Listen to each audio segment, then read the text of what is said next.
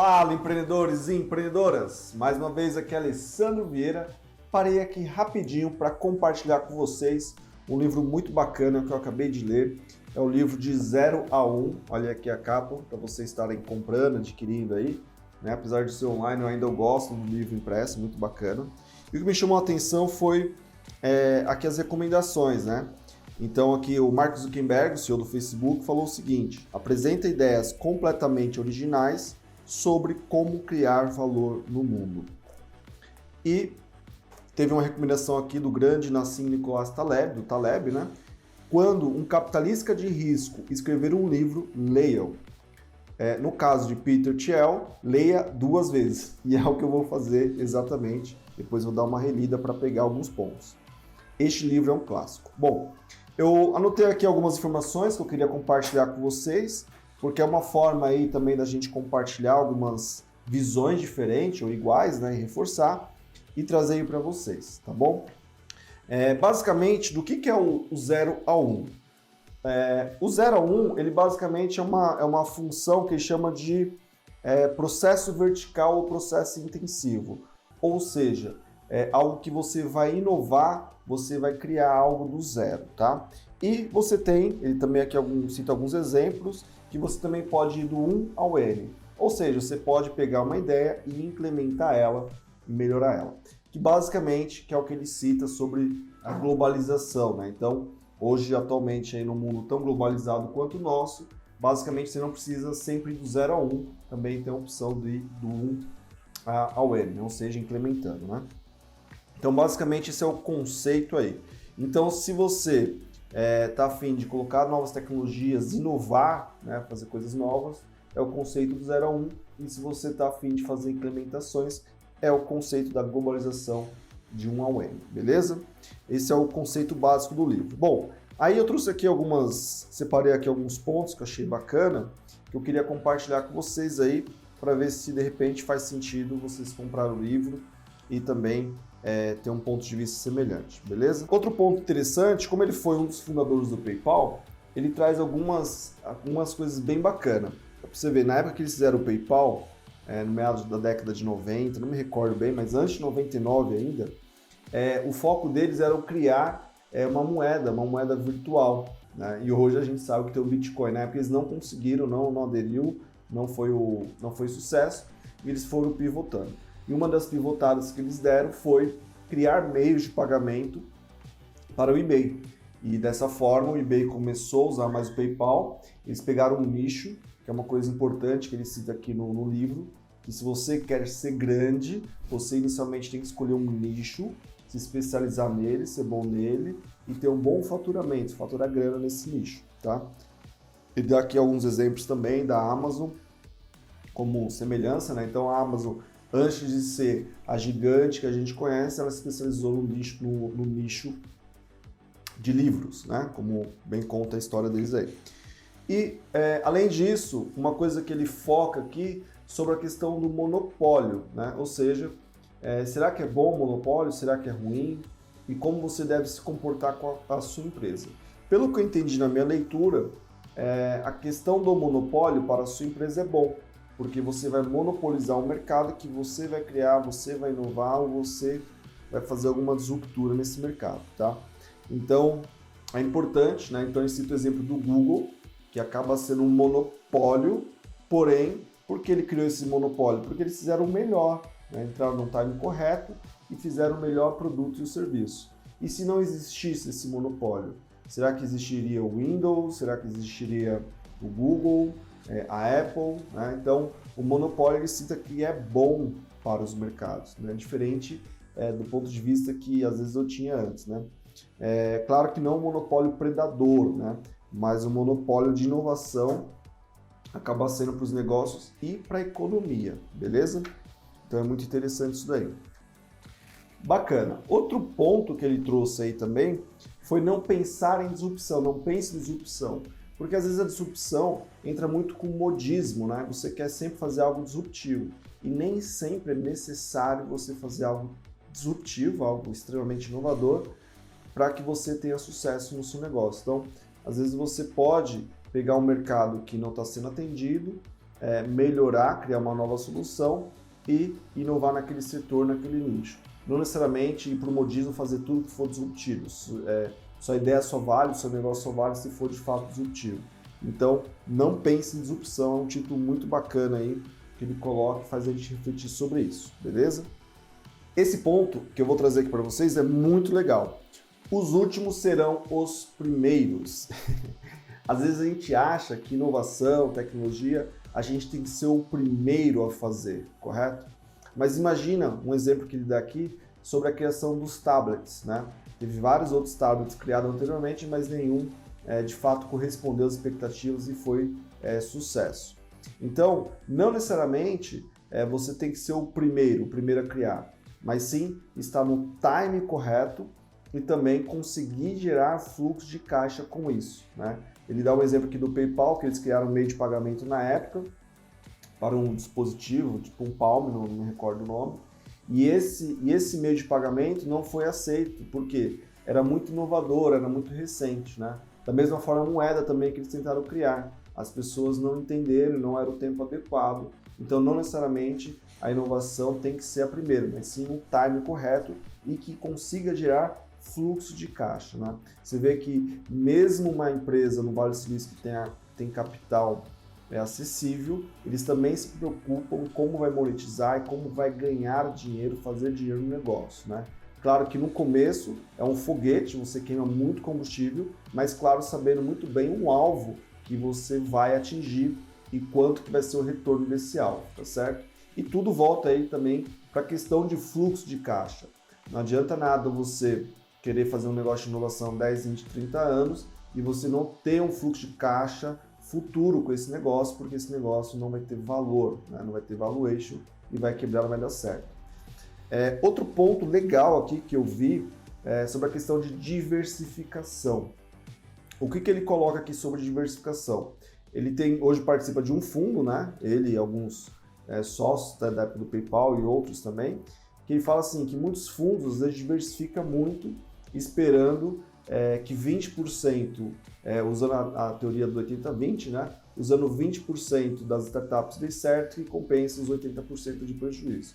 Ele é um pouco contra, né, esse ponto de vista e fala que não, que você tem que de fato saber selecionar bem as empresas que você vai escolher, ter um bom fundamento e aplicar com a certeza que todas elas irão performar, né? Não simplesmente sair soltando dinheiro e investindo aleatoriamente. Então, é escolher muito bem. Tanto é que, se eu não me engano, são 6 ou 5 empresas por ano que de fato eles conseguem fazer um funil e está dentro de todas as características de uma empresa que tem uma maior chance de dar certo, beleza? Um ponto legal que ele trouxe aqui também foi sobre você não é um bilhete na loteria. Ou seja, às vezes a gente desenvolve um negócio, desenvolve uma startup, uma empresa e quer, né, que aleatoriamente ela dê certo. Então, isso não funciona nos negócios, né? Não pode ficar na questão da aleatoriedade, né? Que também traz a mesma tese para o fundo. Então, não é a questão de você escolher 10 empresas e investir nas 10 e ver como vai dar certo. Uma que você como CEO, você como empresário, não vai ter tempo e foco para destinar a todas essas empresas, a todas essas ideias, né? E a mesma lógica, ele também fala para o fundo, né? Da mesma forma que o empresário, o empreendedor, ele tem que de fato não encarar como loteria, como sorte, mas sim como trabalho, foco, dedicação e seguir os parâmetros de negócio. Ele entende que o fundo que vai pôr a grana, ele também tem que respeitar essa mesma análise, não simplesmente fazer uma competição, pegar as melhores ideias e jogar lá para ver o que sai e o que vai dar certo. Não. Então não agir como uma loteria, como sorte, mas sim de forma estratégica, consciente e foco no negócio. É bem interessante esse ponto de vista também. Outro ponto que ele traz aqui é sobre se você consegue controlar o seu futuro. Isso é legal. Ele pegou aqui basicamente 4 perfis de pessoas, que ele chama de o otimista definido, o otimista indefinido, o pessimista definido e o pessimista indefinido. Basicamente é como você se comporta na situação, né? Quando você é um otimista definido, você sabe que as coisas vão dar certo, vão correr legal e você determina como vai ser o seu futuro. O otimista indefinido, ele acha que vai dar certo, vai ser legal, porém não sabe como vai ser esse futuro, não quer desenhar esse futuro. O pessimista definido, ele sabe que a coisa vai dar ruim, que vai dar errado e define a vida dele, como vai ser as coisas ruins para frente. E o pessimista indefinido, basicamente, sabe que vai dar ruim e fica indefinitivamente. E o pessimista indefinido, de forma indefinida, simplesmente fica pessimista e não define nada. Bom, o que isso de fato vai agregar para os negócios? Ele dá aqui alguns exemplos, né? Então ele pegou desde exemplo aqui o Albert Einstein, por exemplo, era um otimista definido, né? Ele via as coisas boas que ia acontecer e definia o seu futuro, criava o seu futuro. Então, 0,5% ou 5%, se não me engano, uma população pequena mundial, são essas pessoas que têm essa característica, 5%, lembrei, são 5% que têm essa característica de ser um otimista definido, ou seja, são as pessoas que realmente criam o futuro, que criam o seu modelo de vida e determina como vai ser e como vai ser a sua vida e a vida das pessoas ao seu redor, né? Então, geralmente, quem é um otimista definido tem essa característica maior de ser empreendedor, empresário de sucesso, criar o futuro, criar as coisas, né? Porque às vezes a pessoa acha que pelo simples fato de ela não ter condição, né, ela não conseguiria criar novas coisas, criar novos ambientes. Ela acha que simplesmente o mundo está assim e vai ser assim para sempre. Então é bem legal ter esse ponto de vista e a gente se posicionar em qual desse cenário a gente vai ser.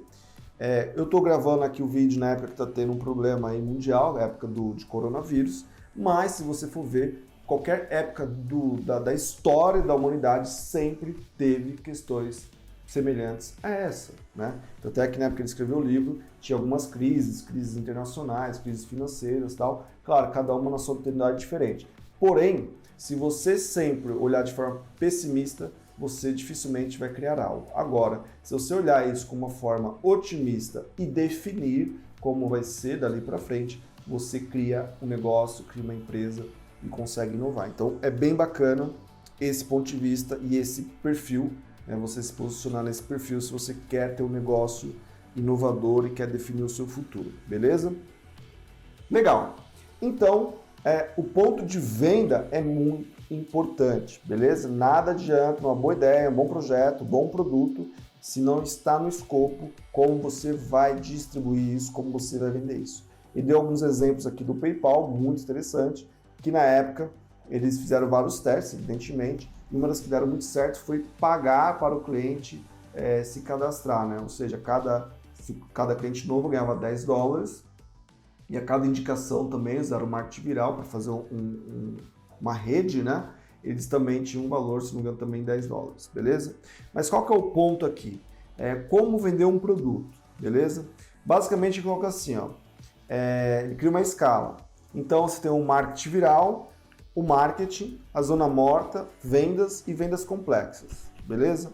Então, basicamente, quando é mais destinado a um ticket menor do seu produto, você tem que focar em desenvolver marketing viral e investir no marketing, beleza? Vou pegar um exemplo que eu estou aqui no livro, que é o seguinte. Se você vende um produto de ticket muito baixo, tipo um sabonete R$1, certo? Dificilmente você vai conseguir bancar um vendedor para ir em casa, consumidor a consumidor, para pagar uma comissão para conseguir vender. Então, qual que é a estratégia? Basicamente, você faz um marketing, então você foca no marketing. Aqui dá alguns exemplos, você põe na TV, um grande público. Hoje em dia, é evidente, você pode usar muito isso na internet. Você põe a sua marca no trombone, vamos chamar assim. Então, ali onde vai ser o seu canal de atração de venda. E os seus executivos de contas, os vendedores, vai basicamente nos supermercados, na redistribuição, pessoalmente, para fazer as vendas de ticket alto. Então, esse é o exemplo. Então, quando você tem, ele deu aqui o exemplo da empresa dele de consultoria, que é tipo coisa de 10 milhões, 15 milhões de venda, né? Então, nesse caso, ele tem os executivos de conta, porque são vendas complexas. Ó, executivo de contas, hein? É bem vendedor. Os executivos de contas que vai nas empresas, faz a prospecção, faz alinhamento, faz entrega, enfim, ali que faz o fechamento, beleza? Então, basicamente, o conceito é o quê? Se você tem um produto de ticket muito alto, você começa a criar equipes de vendas, tá? Executivos de contas e tudo mais. Se o seu ticket é menor, você direciona mais para o marketing e acaba tendo a venda apoiada pelo marketing, beleza? Legal. Um outro ponto muito bacana é sobre homem e máquina. O que seria isso? Muitas pessoas falam que basicamente as máquinas irão substituir os homens. O ponto de vista dele aqui é o seguinte, que não, que na verdade um complementa o outro. E a base da economia, a base da inovação, a base do crescimento são as pessoas. Ele dá um exemplo, né? Quando se faz uma relação entre computador e computador, basicamente você não cria o desejo humano de ter tipo um carro novo, uma casa nova, compras, né, consumo melhor, comidas melhores, enfim. Você não cria esse desejo. O que gira a economia são os desejos humanos, a impulsividade humana de querer, né? O cara tem um carro pequeno, depois tem um carro maior, tem uma casa pequena, tem uma casa maior, enfim. E assim começa a desenvolver a economia, né? Então, tanto é que ele criou a empresa dele, uma das empresas que ele criou, nessa área de inteligência, né, de dados, e basicamente qual que foi a inovação? Ele uniu a máquina, que faz todo o algoritmo, o filtro, a interpretação geral, e passa um resumo para o humano. E a combinação disso foi o que na época salvou o PayPal, né, em uma das inovações, evidente, na questão de fraude. Então eles estavam tendo em torno de 10 milhões de fraudes por ano, e o que eles decidiram? Criou um algoritmo, não deu certo. Mas quando eles criaram o algoritmo, que é máquina, unido com análise humana, pumba, o negócio deu certo e começou a dar certo. E isso ele trouxe para várias questões, inclusive o FBI contratou uma das soluções dele também para fazer análise nesse sentido. Então, na concepção um não anula o outro, mas sim se complementa. Essa é a visão muito bacana que traz aí para a gente estar refletindo, beleza? Bom, e para finalizar aí, trouxe um ponto legal também, que é sobre o paradoxo do fundador. Será que o fundador é importante, necessário? Quais são as características que esse fundador tem, ou tem que ter, no geral, na média, né, conforme os empreendedores de sucesso? Então, o ponto é o seguinte, pegou o exemplo aí do Steve Jobs, quando ele saiu da Apple, né, deram um chute lá nele, como vocês já conhecem a história, basicamente a Apple não foi muito bem, começou a ter problemas e tal, porque colocaram CEOs profissionais, enfim, mas quando o Steve Jobs voltou, começou a inovar, a lançar, né, o iPhone, lançou o iPad, enfim, vários produtos aí que a gente conhece no mercado, beleza? E se você reparar agora, depois da morte e afastamento do Steve Jobs, não tem muita inovação aí nos produtos, né? Basicamente, sim, tem o iPhone X, enfim, vai tendo algumas melhorias, mas inovação raiz mesmo não tem. Mas você vê que o conceito do Steve Jobs, claro, é um conceito que ele trouxe, né? Se pendura na empresa e hoje é uma das empresas, se não agora, a empresa mais valiosa do mundo, né? Tá entre ali a competição, beleza? Então, o ponto é esse. O paradoxo do fundador é que ele sim tem extremo importante, porque ele vai trazer novas concepções, novas ideias, novos formatos, vai inovar no brand, vai inovar no produto, vai inovar na distribuição, na venda, no conceito, enfim. Ele vai trazer muitos pontos, né? Então ele traz aqui vários fundadores, né, grandes fundadores de sucesso, pessoas renomadas, né? Compara também até a parte artística, é bem legal de ver esse ponto. Enfim, então assim, o que eu concluí sobre esse ponto aí?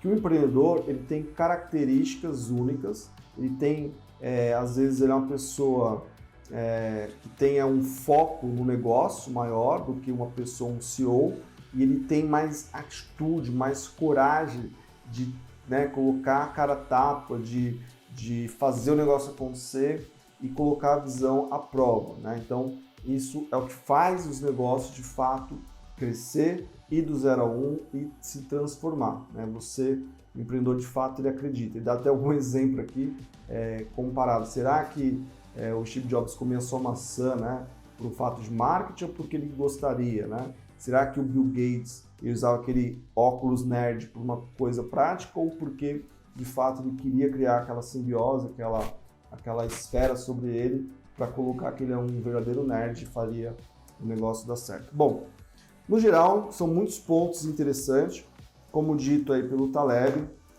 Esse é um livro que não se lê uma vez só, eu li ele uma vez, vou reler a segunda, mas trouxe aqui alguns principais pontos que me veio à cabeça agora e que talvez faça sentido para você e desperte aí também alguns pontos para que você lê o livro ou para você que já leu também dar uma relembrada aí, beleza? Então são pontos muito bacanas para você que quer ler o livro completo, é o livro de 0 a 1, beleza? Então é isso, espero que vocês tenham gostado por hoje, ficamos por aqui, um grande abraço e até a próxima.